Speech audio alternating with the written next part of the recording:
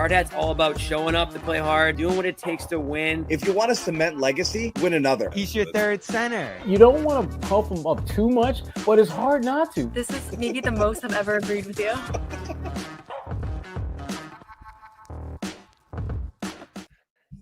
Hey, Bowie Manning here. Welcome to a Wednesday edition of the Garden Report with Law Murray back again. Talked to you a couple of weeks ago, Law, when the season was still going. Now it's over for the Celtics. Yep. Well, they won one of those games. They were able to extend their semifinal series against the Knicks, and then they got absolutely annihilated at the Garden. So yeah. We talked before Game 4, I think it was. I want to say maybe it was before Game 3. It was before Game 3-0. Yeah. Yeah. So they end up winning that one. Game 4, an unimaginable debacle that leads to some of the stuff we're going to talk about here with Tatum getting hurt at the end. But it was a disappointing series even before that. Still hard to believe they lost to the Knicks team as handily as they did, with how shaky the Knicks look again in this series, starting to line up, losing their minutes, defensive concerns, not being able to play Brunson and Cat together. We'll get to all that in a little bit, but the reason I brought you through here today is a report from Brian Robb, Mass Live. I also heard Simmons and Zach Lowe kicking something that sounded like the Clippers around to me last night, saying that a team that might have had interest in Jrue Holiday previously could explore adding him again, and that rang out to me as Clippers. I think there were some other teams, maybe the Heat, maybe the Warriors, who were interested in him at that time. But Clippers were definitely a big suitor. Couldn't get the deal done. Celtics trade Rob, Brogdon, all those picks for him. So this time around, 2 years later, 2 years older, obviously, and a new extension in place, which I think is the real big factor here we got to consider.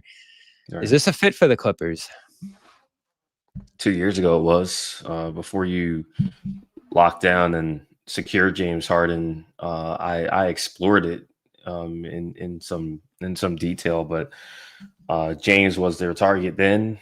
James has a player option. James Harden has a player option now that he can opt into for $36 million. I would expect him to opt out. He was just named All-NBA, so I could see him getting, opt in and get more years, get more security. He earned that much. Keep him happy. I think James wants to be here. And short of that, I don't see the fit as well with Jrue in 2025 as I did in 2023 as far as the Clippers are concerned. It's not that Jrue's a bad player and anything like that, or that you wouldn't want a player like him on your team, but for what Jrue does well, like, you already have a player like that in Chris Dunn, who is going to make like $25 million less than Jrue, who's younger than Jrue, who arguably is at least as athletic, right around the same size. And the key thing for me is the role. I think that this isn't something that it sounds like would come from the Clippers side of things, because you have to. So much of my basketball epiphany over the last year or so has been, what do players do? What are you going to ask a player to do? Right? Like, I love positions. I love, describing what positions players are, but it's not, my pushback is always going to be like, I want to understand positions because there are three things I need to know. I need to know, what do you do with the ball? Who do you guard? And who can you play with? Okay. Like, being that it's a 5, you got to have 5 players out there, Bobby. Last time I checked in an NBA game, right? So Jrue's not a point guard to me. He's a player who can do that, but he's more of a 3-and-D player at this stage of his career with what he's asked to do. And the Clippers are already relatively small on the wing. So if you keep James, Jrue's way too expensive and just not worth compromising your depth for. And if you don't keep James and you're pretending like Jrue's that kind of player where he can be a primary playmaker, I don't think that fits what the Clippers are trying to do going forward from an offensive standpoint. Yeah, it's interesting. I would probably like the fit more than you do, depending on what goes out in this kind of trade. And there's a couple of things we can look at here in terms of how it would actually happen. There'd be a lot going out though, and I think that's a challenge for most teams in a Jrue deal is giving up 3, 4, 5 players potentially, hard capping yourself in that scenario. And the Clippers are, as I look at it right now, 23 under the first apron. So second apron, that would get them, 30, 40 amount in that range. Let me double check that real quick.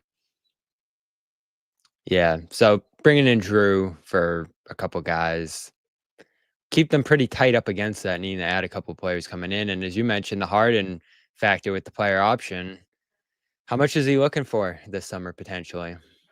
I mean, that part I haven't quite gotten into yet, but he's slated to make 36 million if he picks up the option. You only have that option if you have something happen that is unexpected, Yeah. something physical or a relationship breakdown.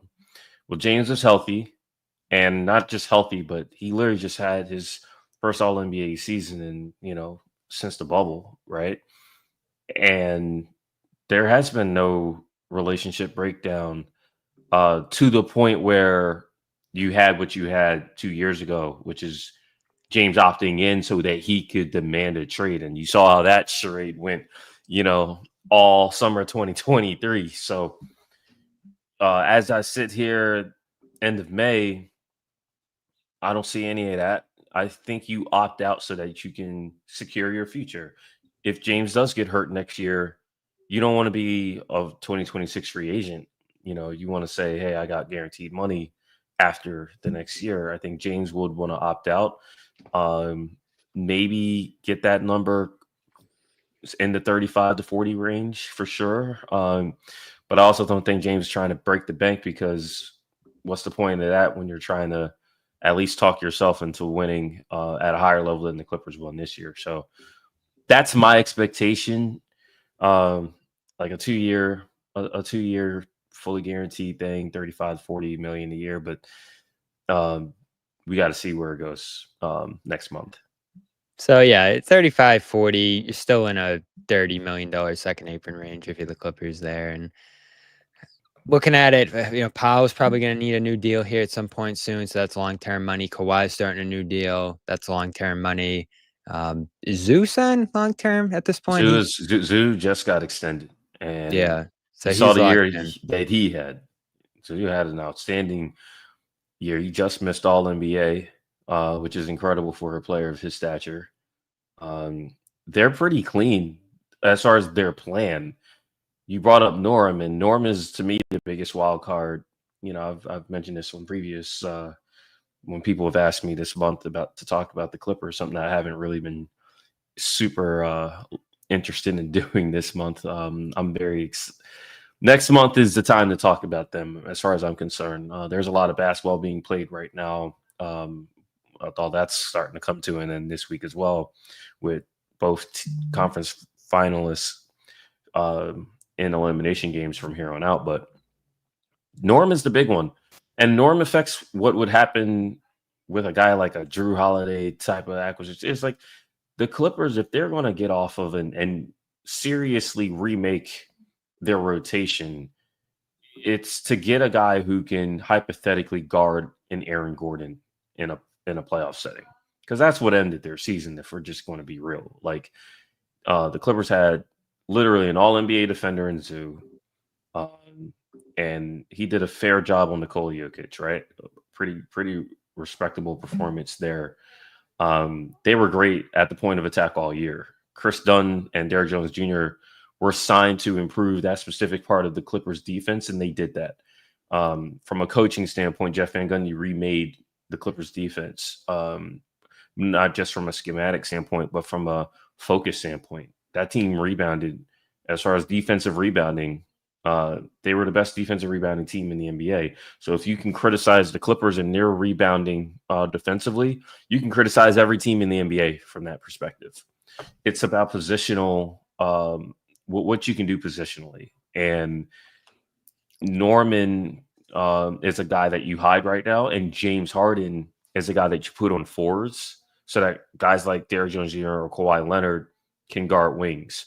If you take James off, that changes how you can use your guards.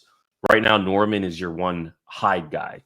If you're going to change your starting lineup, or if you're going to trade Norm, you need to trade Norm to get bigger or to get a better, ball handler. But someone who, honestly, again, Jrue, I just think is too far along in his career. And that dude has a $37 million player option in 2027? Yep. Yeah, again, I love Jrue Holiday. I think he would have been a great fit for this team. LA guy. And obviously he would love to come here, I'm sure, but yeah, I don't think that the Clippers are interested in a 35-year-old small guard who would just be making as much as he is, not just next year, but for years to come.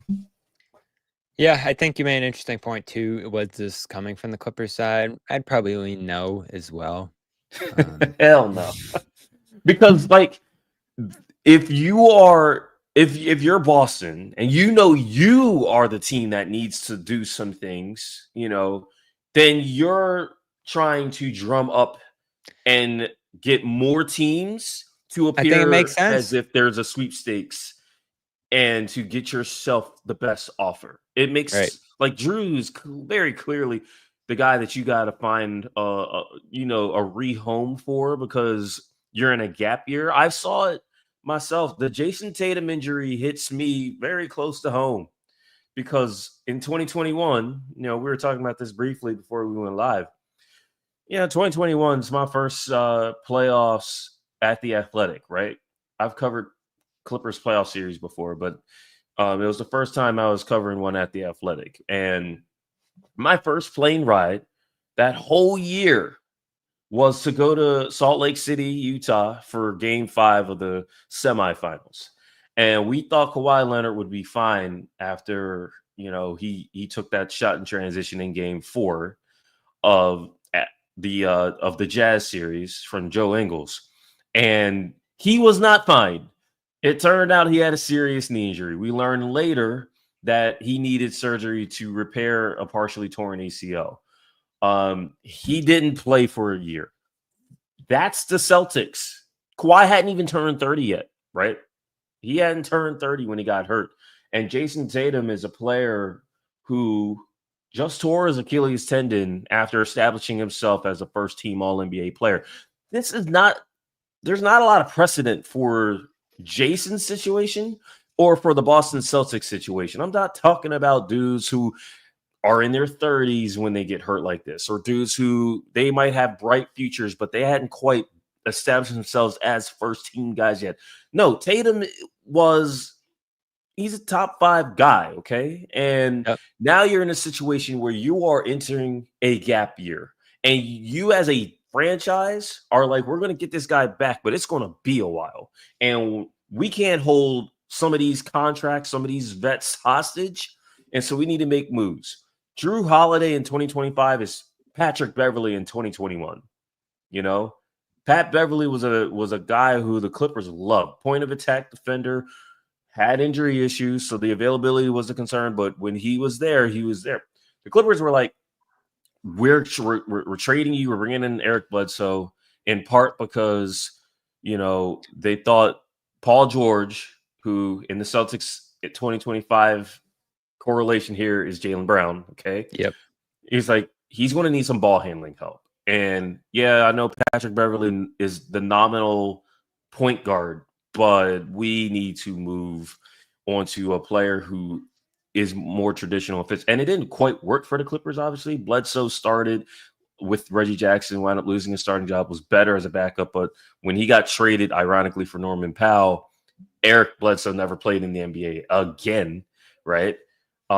But the Clippers clearly remade their roster with, the understanding that you need to support your remaining star and you need to just enter a gap year understanding how you're going to have to play in the short term, but also in the long term. That guy that you got, your main guy missing a year will come back. So, the Celtics have work to do. They have work to do. They have to find a home for Jrue.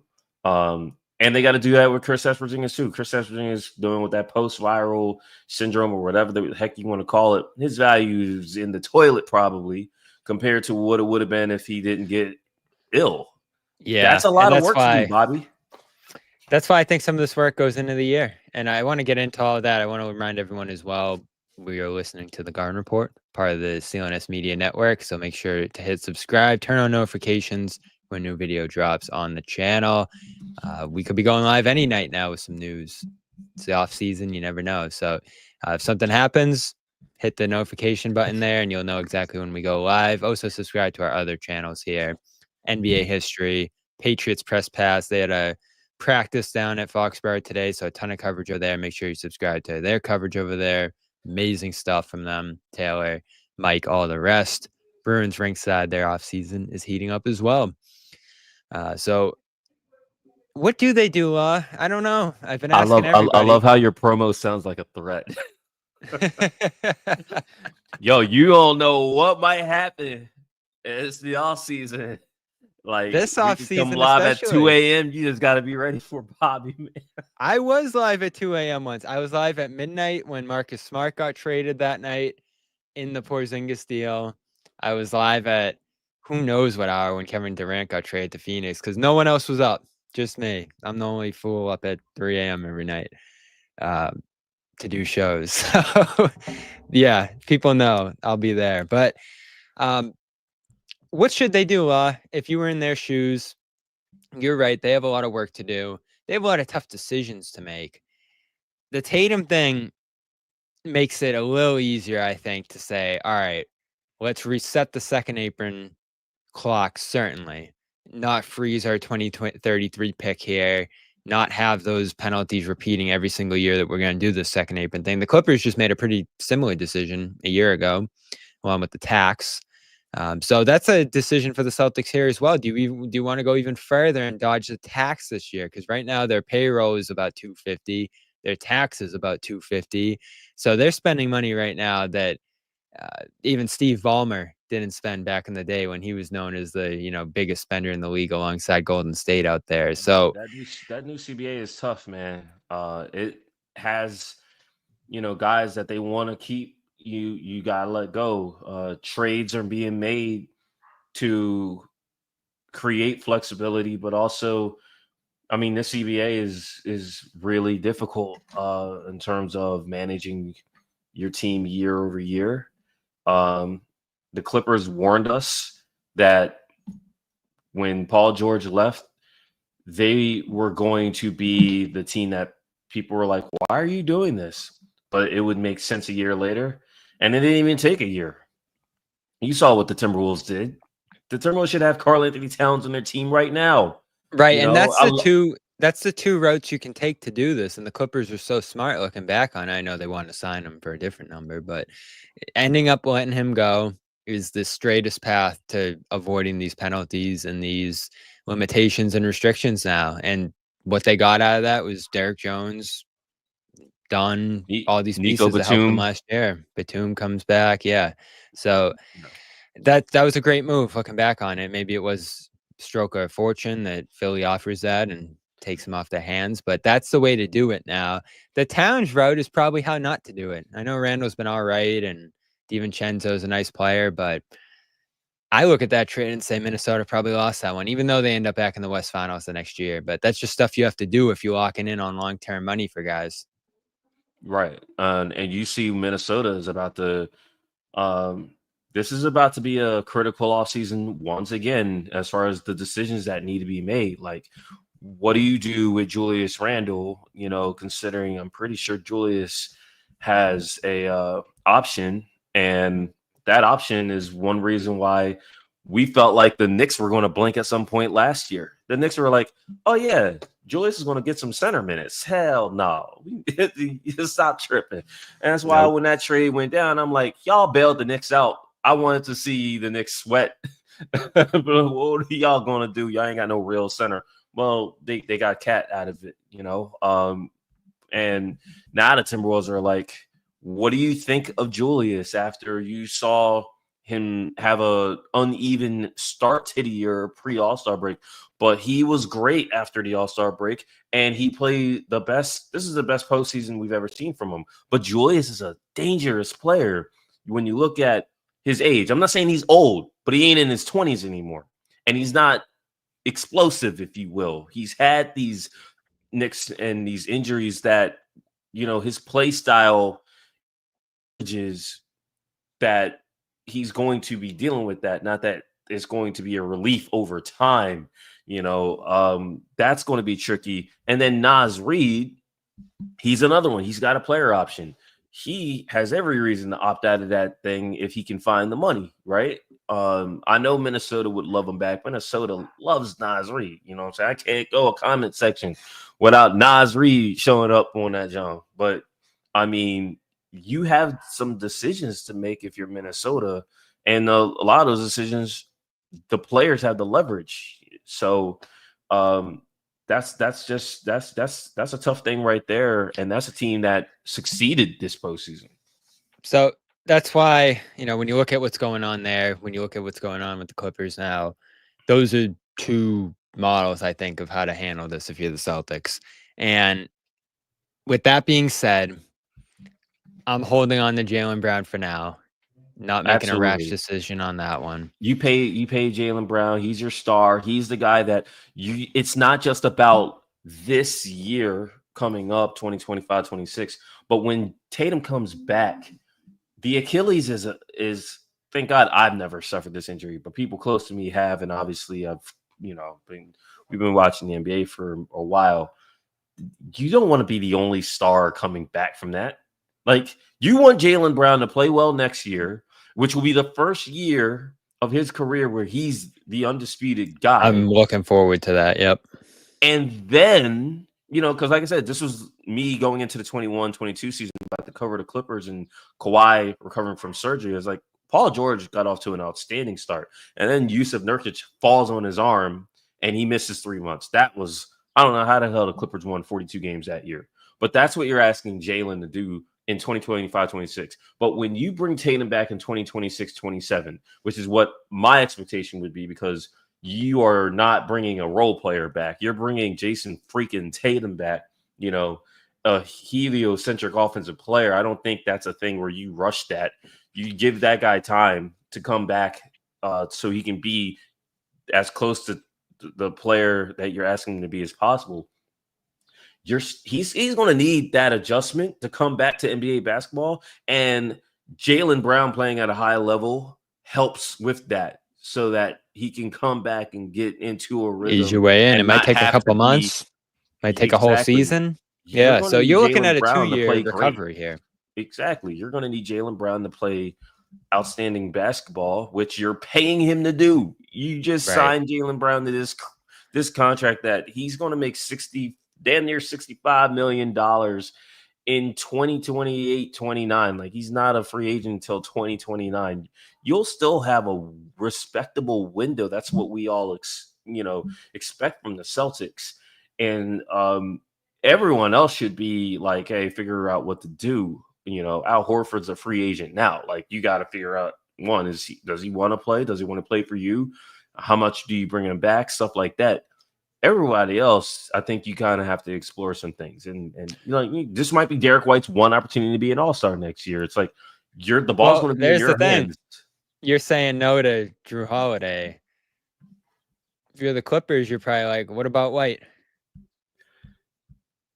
It's the same principle, though. Like, I think Derek is more ball in hand than Jrue is at this stage of his career. Yep. And what he's shown with the Celtics more relevantly, you know, with those two guys being teammates. But it's the same thing. The Clippers need to get bigger, younger, more athletic, guys who can actually fit into roles that are also, consummate with their salary, because bringing a $28 million player in like Derek White will either cost you a really good player or it's going to cost you some significant depth. And the Clippers don't have a wealth of either of those things. Again, I think in a vacuum, Derek White would be outstanding for the Clippers. Jrue Holiday, he would be outstanding for the Clippers.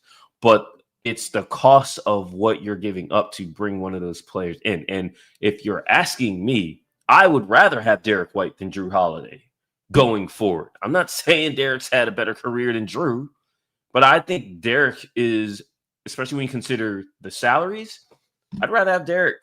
That's the problem the Celtics are going to run into. When they that's their offer issue. Holiday, these other teams, Dallas included, we did that yesterday here. They're probably looking back and saying, yeah, we prefer White.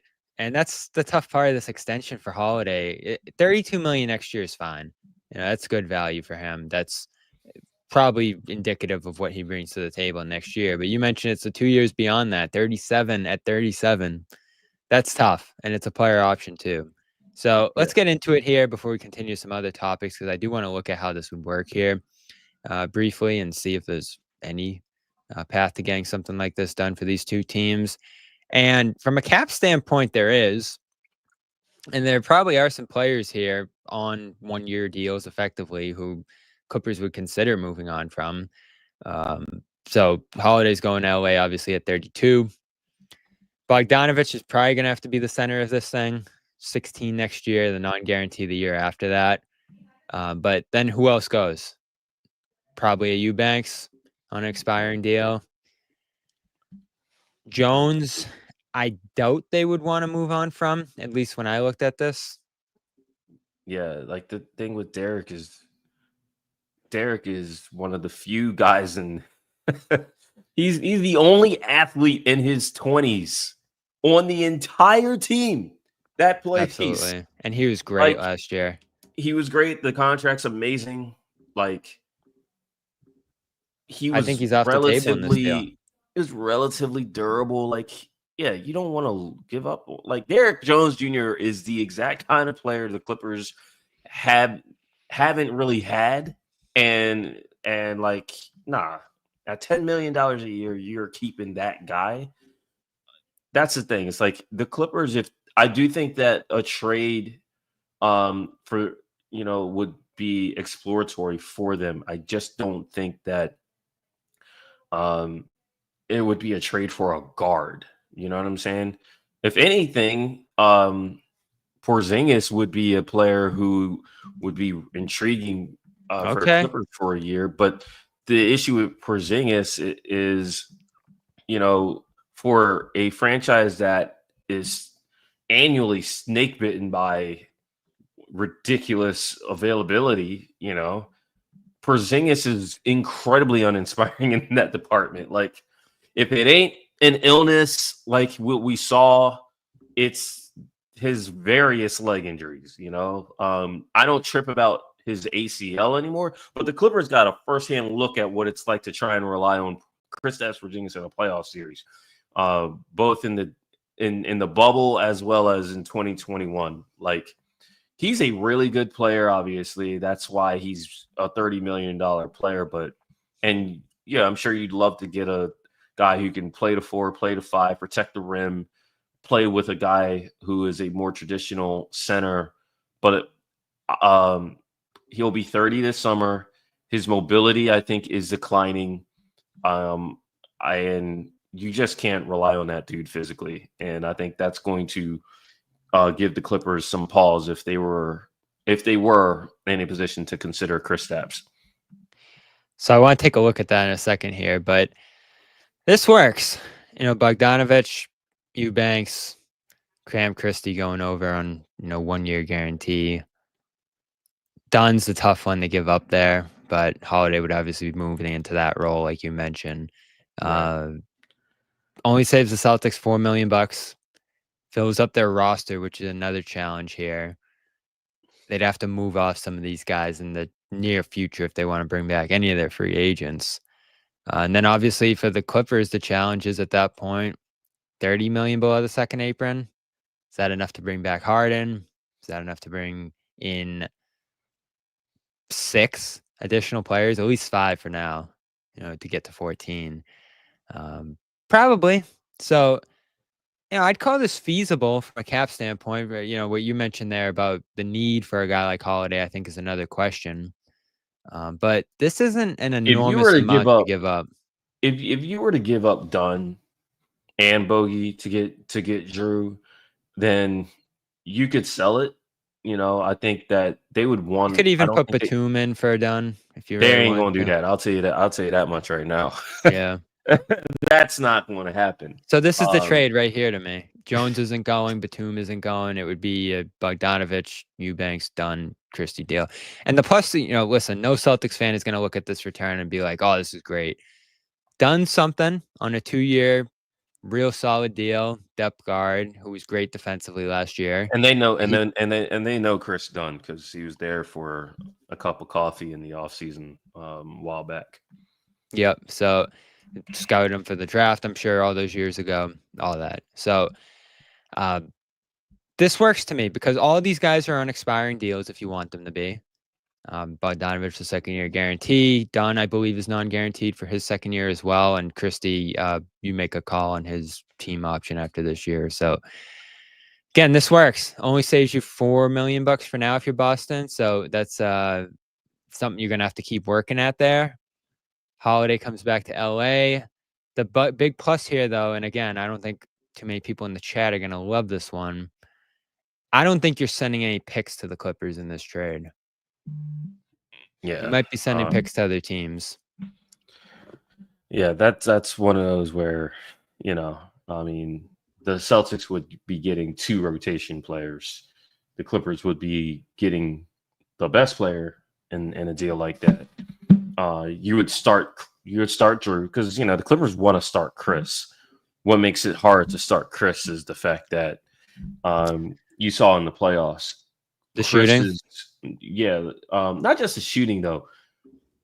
I feel like if Chris is with the Clippers next year, and Chris made an incredible impression on that franchise, not just the locker room and the coaches, but the staff loved him. He was, just an A1, A+ signing. Great signing. He was outstanding. If Chris is on the Clippers next year, shooting is shooting, it comes and goes, but I think he's got to be more aggressive. He is a former top 5 pick. And every now and then he kind of showed you that he was still that guy who could put his shoulder in the dude's chest and get a bucket in the paint, at the rim. He's not aggressive enough. He's too safe of a player offensively. And it's one thing if, you're being guarded so that the entire half of the floor you're left open to shoot, set shots or whatever. But eat that space up. That's what a Russell Westbrook does, Like, that dude is going to put some rim pressure. And Chris doesn't do that nearly enough. Chris makes you forget that he was a top 5 pick at the point guard position too often. And he still, got some juice to be able to do that more. So we'll see if you got to play with confidence. And I think Chris lost confidence in the playoffs. And the thing with Jrue is Jrue loves getting buckets over guys who are bigger than him. And he can still do that. Like, you wouldn't worry about that. So again, I think in a vacuum, Jrue would be great, but how many trades do the Clippers have in them? And is Jrue the kind of player that they should be targeting? In some regards, it's okay, but only if you're keeping Harden. I don't think Jrue's the guy that you want as your primary point guard. Yeah, so since you mentioned him, let's look at the Kristaps side of things here. It's a similar deal, right? Except Porzingis is coming back to LA as an expiring, so maybe that is more enticing to the Clippers because it gives them some flexibility there, fills maybe a bigger position in need. I think it ends up being effectively the same trade, though, just based off the money there. Yeah. So we'll throw Porzingis in there. And in this case, you save 2. Clippers only adding on to there, which is important with the second apron stuff and the tax and all that. That's the other question we got to ask here too: is are the Clippers going to be a tax team next year? Well, I know the Clippers don't have a problem with it. That's going to be that's going to be the thing for them. Like they still have the support. That front office has the support from ownership to be able to do whatever they feel like is going to make them not just competitive, but to be the best team that the means this this particular CBA will allow them to be. So that's what I know. But what I can say is the Clippers don't want to be reckless about how they're building their team. And if they're being real, like their future is more important than their present. That's not the case for every team. Ordinarily, it wouldn't be the case for the Clippers, but like, look at the Clippers. They haven't won a playoff series since 2021. Mm-hmm. They haven't won a playoff series since Kawhi came back from the ACL. Like you're not a contender. So it's not, to me anyway, just again, my opinion. I'm not sure that the organization shares my opinion, but they're not in a place where they can just be like, we're going for it all in 1 year, especially in the West. I think you got to be more careful about the team that you're building long term. And the player that leads the next contender for the Clippers, I don't think is on the roster right now. That's just where I'm at. Kawhi Leonard and James Harden are still their contracts are still, their rights are still at the Clippers. They're not going to say that. Those stars aren't going to say that. No one with the team is going to say that. I'm not tied to them, so I'm going to say it because it's up to them to change that with those guys on the team for me to think otherwise. Yeah, and so I think both those players don't put you in that position, and that's the challenge here. We're talking about the second apron, but it's really the tax. And as I had up there a second ago, Porzingis brings you within about 12 of the tax with 9 players. Holiday more like 10.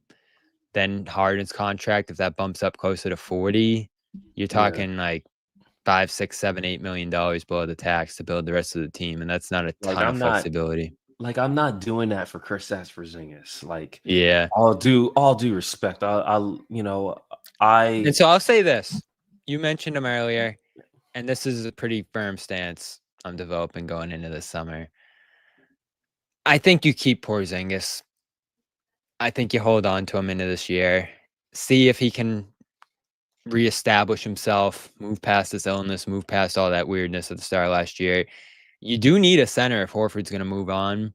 If Cornette moves on as well, it's certainly possible you lose both of those guys here. And he's still only, 29, 30? It's him and Queta is the only guys. Yeah. I don't even know if Queta's under contract, but if he is. He's got a partial guarantee, but he'll be back, I'd imagine. Just they lost trust in him. So, there's very little at center you feel great about going forward. And there's no urgency to trade Porzingis on expiring. I think you can trade an expiring into the season if things don't go well to start the year. Yeah, and plus... Or you could just let it expire. Yeah, and letting contracts expire ain't the worst thing for teams, because they'll just... That's what the Clippers did with George. Yeah, like they'll just be like, all right, well, we're going to figure out what to do afterwards, We used to live in a time where you get chastised for not, quote unquote, getting something for a guy's deal that's expired. And it's like, these teams are getting more comfortable with the idea of we don't have to take on guys that we don't want, or these draft picks lose so much value once you actually use them. And the thing with this quote unquote idea of parity is like, look, if you don't control your draft for years, which is the case with the Clippers, that's the case with the Milwaukee Bucks, you're not blowing it up. Like, what are you blowing it up for? And you're blowing it up after getting the draft picks from a team that is going to compete. Your draft picks aren't going to be premium picks. You're not getting premium picks because you traded them already. Like, you have to think, we have to kind of reprogram how we're looking at the aftermath of expiring contracts. So I think these agents are in the same boat. You know, these players aren't quote unquote betting on themselves like they used to. These players are taking the money because they don't want to get in the situation where, you know, it's musical chairs and you're left without one of them chairs.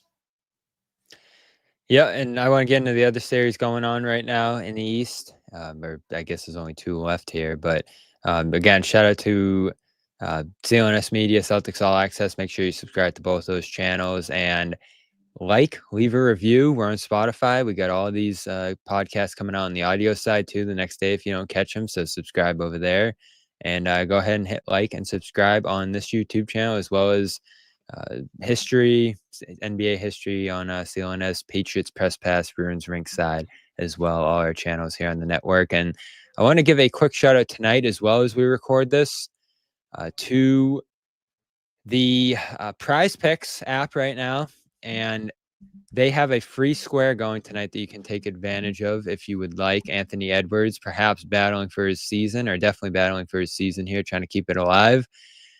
You now have a free square going into this game. 0.5 points for Anthony Edwards gets you one of your squares. And, you know, with Prize Picks, pick 2 or more players, pick more or less on their stat projections.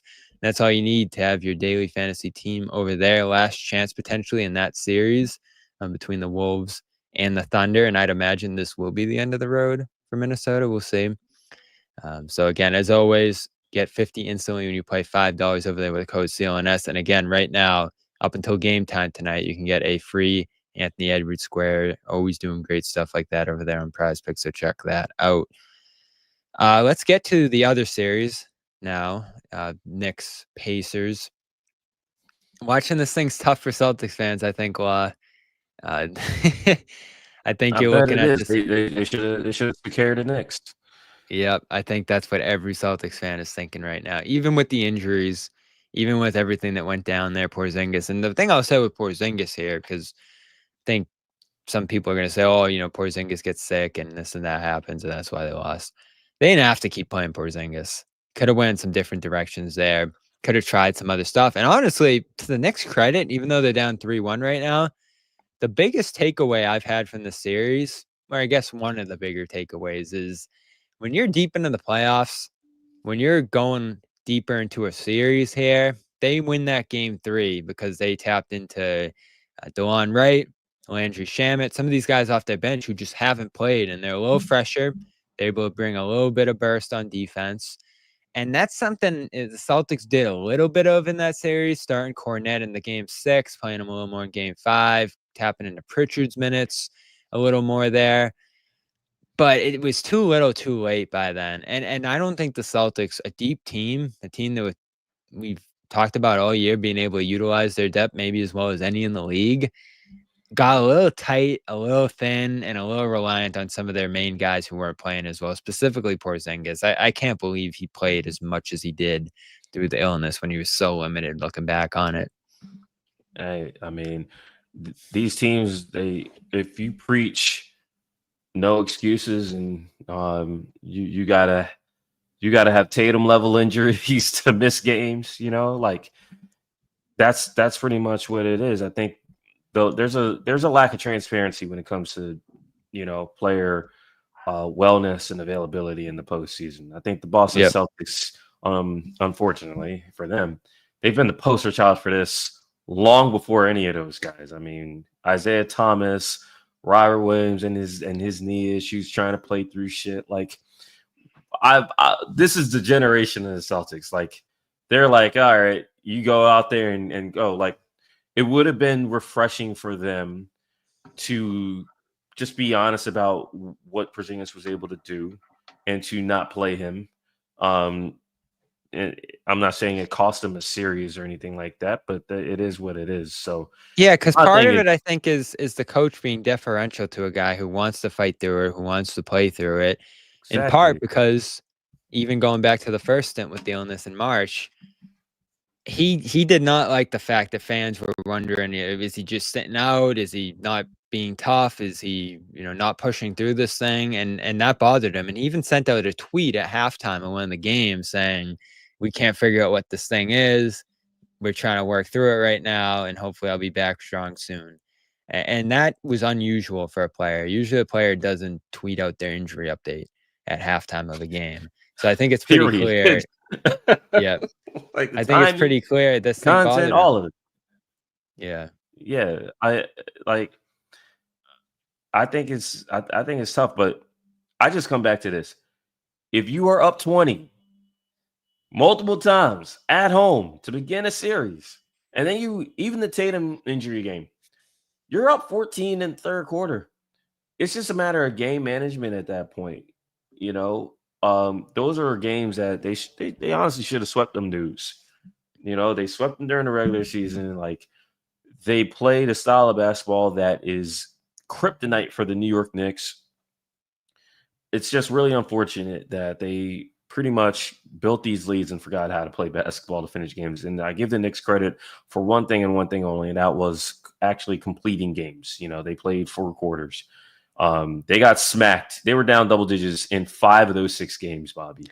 The only reason they're not done in this series is because of a big 20-point comeback. Yeah, and even that game was a cancellation because the Knicks should have won game 1. You know, the Knicks were up 17 in game 1, and they smoked that game. And it took some of the craziest shooting you've ever seen from a player, Nesmith, and one of the craziest shots that you ever saw from Tyrese Haliburton to force that overtime. But the Knicks got what they deserved in game 1. Finals MVP, or is that a given for Haliburton? He's not going to get it. It's going to be Tyrese because that's just how these things go. Not last year, though. Jaylen Brown went home with it.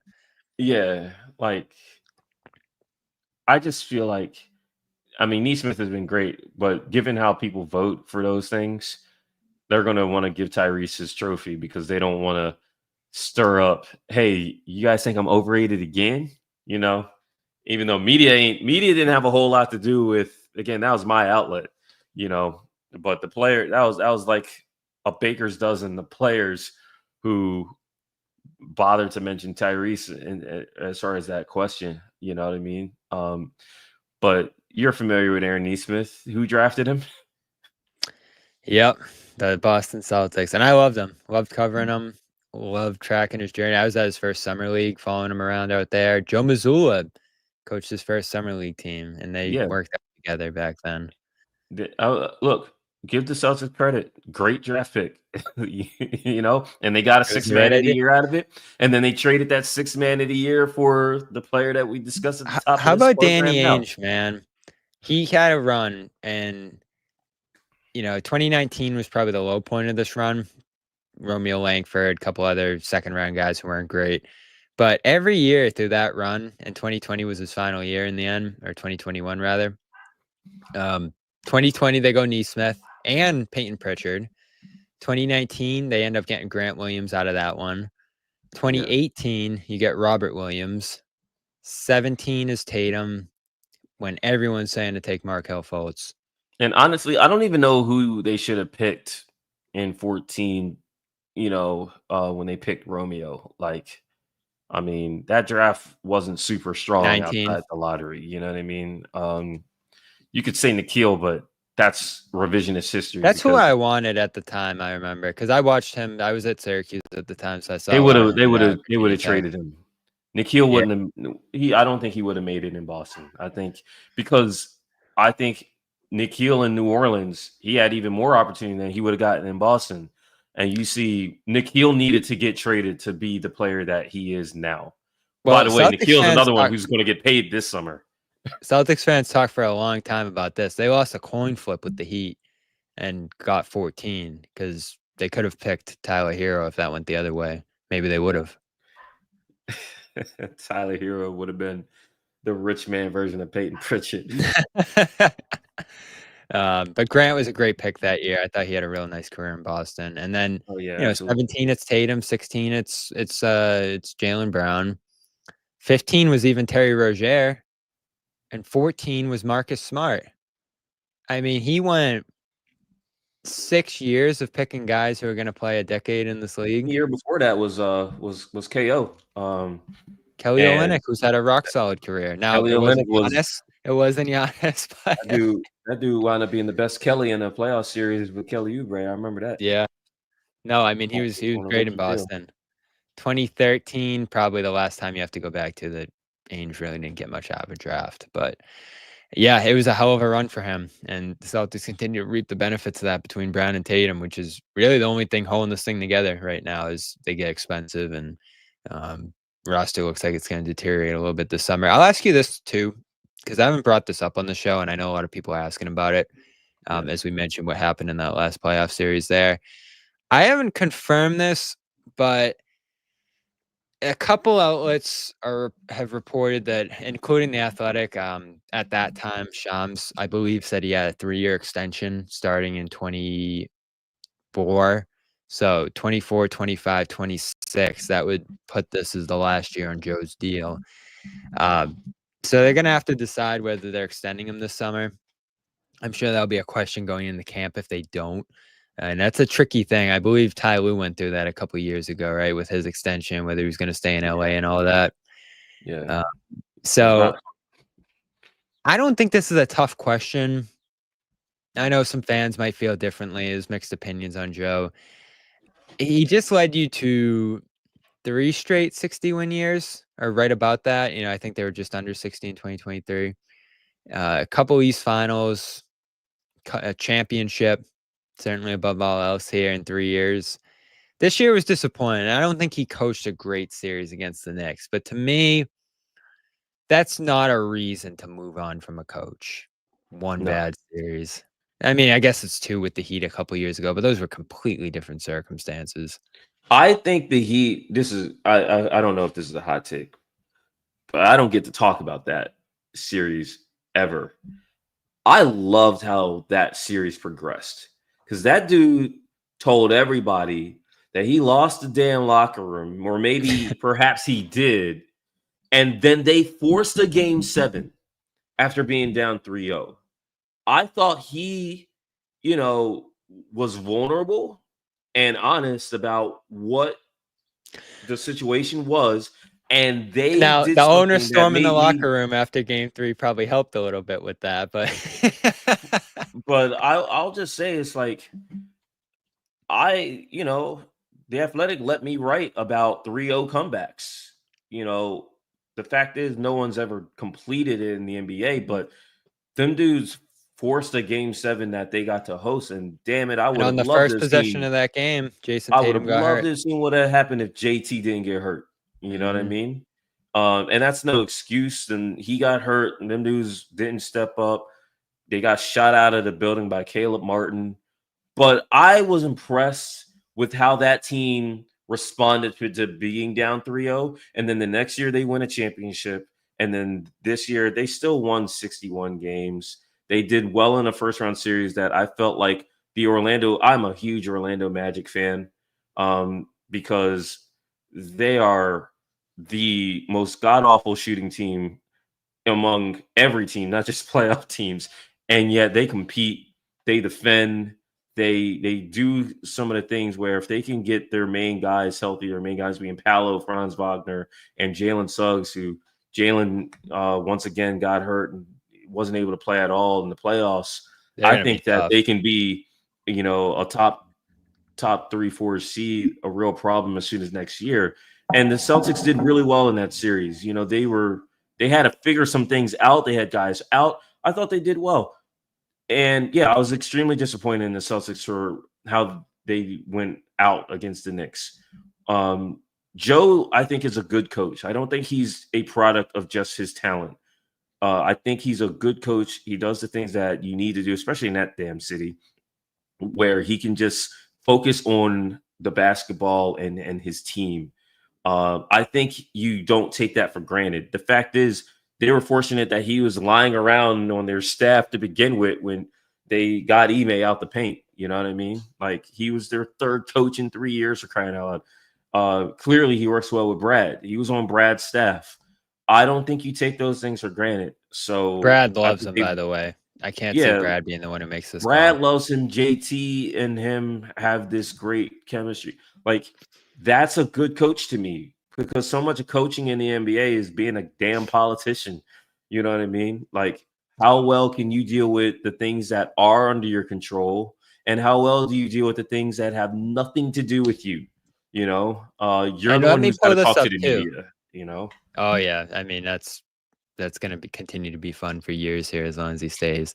Uh, Celtics record without Jason Tatum this year. There's been a real strength under Joe. 8-2 this year. Playoffs considered as well. They win that Magic game without him. So that's 9-2.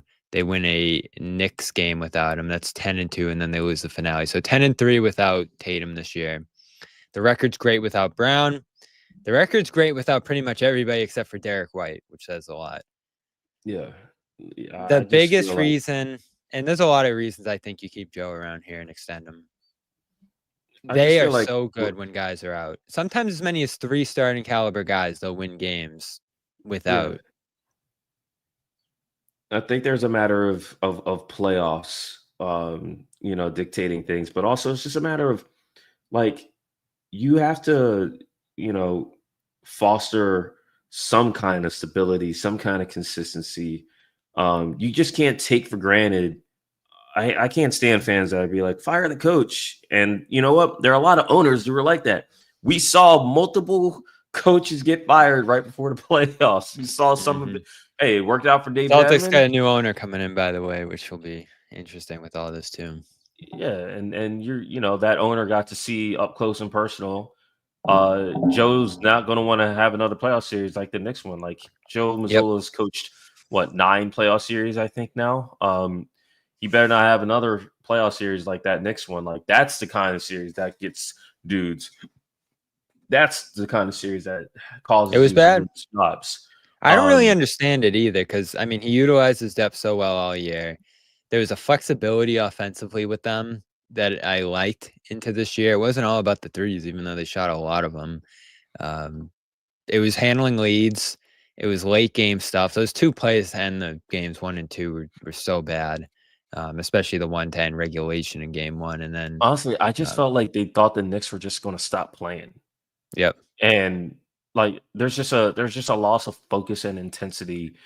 And the most dangerous part of a game for a lot of these teams, I don't care if you're a young team who's never been there or a veteran team who's literally the defending champ, the most dangerous part of the game. We saw with the Nuggets in 2023. They were up 20 in a game 7 at home. And they just stopped. They ran out of gas. There will be teams that feel like because they're up in big spots and against teams that have never done it, right? They'll stop playing and they'll be like, we're going to be okay because they're not going to keep playing.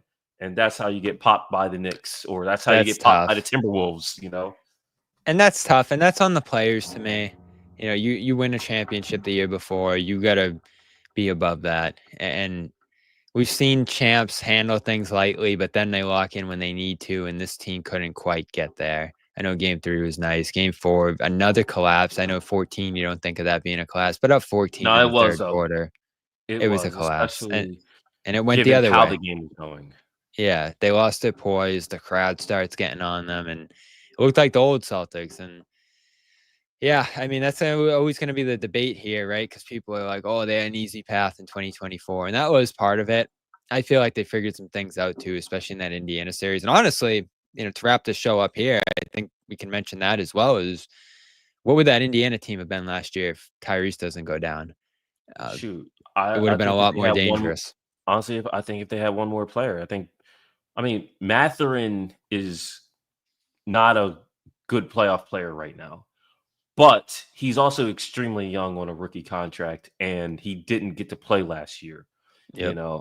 I think even in that whole Indiana team had a lot of, we're not quite ready, but we're enjoying what we can do in this first run.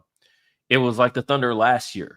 The Thunder were really good, but they weren't quite ready. They had never done it. They hadn't been to the playoffs at all. Now you're seeing growth from the Pacers this year. You're seeing growth from the Thunder this year. Those teams, unless they blow 3-1 leads, will be in the NBA Finals. And I do think the Boston Celtics, I wrote this in my story when I wrote on the Pacers a couple months ago. I said they might have gotten swept by the Celtics, but they played the Celtics to me better than any team that played the Celtics in 2024. No one who watched that series among period. Celtics fans is surprised by what they're seeing right now. Yeah, I love how the Pacers play. I love how Rick has those guys playing. They play a style of basketball that if you're the type of person who thinks every team plays the same, the Pacers, they're the teams that they enjoy playing against the most because they'll just smack you. I mean, it's one thing to see in the regular season. It's another thing to see that they don't conform in the playoffs. They've taken losses this year, and then they come right back the next game ready to run it up or to refocus on the things that they do well. And I have so much respect for them. I have even more respect if they don't blow a 3-1 lead. They still have work to do. That's the They thing do. Yeah, going MSG, you lose that game and it's a series again, I think. Although the Knicks look like they're starting to deteriorate physically a little bit here and fatigue and all that, which you could have seen coming. If they move on, do they have a chance against an Oklahoma City? I want to give them one. I'm going to give them a chance. I'm not going to pick them. I think, look, Thunder were my championship pick in October. And they've taken some hits.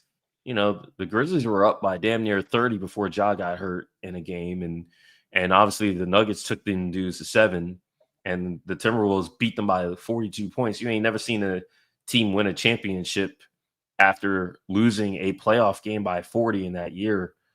So I did not think the Pacers could beat the Knicks. Actually, I did think they could beat them. I just didn't pick them to beat them. I said that it was going to be Knicks in 7. I should have picked the Pacers in every. I should have picked them against the Bucks. I'm not even saying that because they're up. I should have picked them because it was the right call. I went through how those teams matched up and how they were playing after the All-Star break, and I was like, man, like, what do you like about the Knicks? To pick them. And I just went down and was like, look, I think there's going to be a ton of free throws in that series, and I think the Knicks are going to have an advantage there. Thought like the Pacers are an awful rebounding team, and for the most part, they have been in this series. I thought that was going to overwhelm them, but I mean, I'm just the Pacers have just been that damn good. Tyrese has been that damn good. Pascal Siakam is the most underappreciated player in the playoffs still. There's not a player playing now who is as underappreciated as Pascal Siakam is. And he's been great pretty much every game that they give him the ball. The game 2 was ridiculous. Gets out to that early start and then just keeps it rolling all the way to 39. That was unreal. And that's a great roster. It's a great construction. It's great depth. I think there's a lot of things you can pull from that situation if you're. They got a lottery pick that's not even playing right now. That they don't hate. He's just not playing. Jarris Walker not playing right now. But it helps when a team trades you a guy like Haliburton for no good reason. It's also great though that I don't even think Indiana knew what they had when they got Tyrese. I really don't, because I mean they traded a good player in Sabonis to get him, a guy they loved. Yeah, I mean Sabonis was really good. Tyrese was splitting that playmaker duties with De'Aaron Fox. And Rick Carlisle has always been a hard ass on point guards, right? Like he won a championship with Jason Kidd, one of the few guys that Rick didn't like openly clash with. And so like to have a young point guard that he was able to build an offense around, a culture around. I don't know if the Pacers knew that they were getting all that in Tyrese and that he was going to work so well with Rick, given Rick's recent track record. It's a credit to everybody there. And again, I don't want to crown him, but I will say I did right. The finals would be better if it was Pacers rather than Knicks Thunder, and I think that's what we're going to get. We're going to get a good finals that ultimately I think the Thunder wind up winning.